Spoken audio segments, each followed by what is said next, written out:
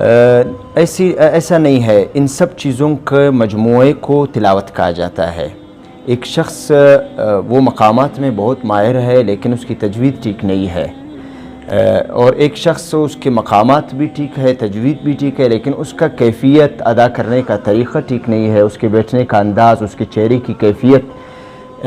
اب اگر ایک شخص کی آواز بہت خوبصورت ہے، شیخ عبدالباسط عبدالصمد رحمہ اللہ کی طرح ہے، شیخ صدیق منشاوی رحمۃ اللہ علیہ کی طرح ہے، لیکن دوسری طرف اس کی تجوید کی غلطیاں ہیں۔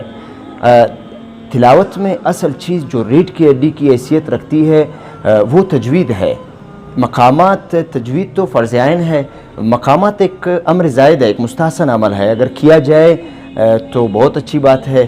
اور ایسا بھی نہیں ہے، دنیا میں کوئی بھی ایسا آواز نہیں ہے جو مقام سے خالی ہو، لیکن اس میں فرق صرف اختیاری اور غیر اختیاری کا ہے۔ ایک شخص مقامات کو ترتیب بترتیب پڑھتا ہے، اور ایک شخص مقامات کو پڑھ رہا ہوتا ہے لیکن اس کو معلوم نہیں ہے کہ کون سا مقام ہے، میں کس مقام کے اندر جا رہا ہوں، وہ غیر ارادی طور پر اس کو پڑھ رہا ہوتا ہے۔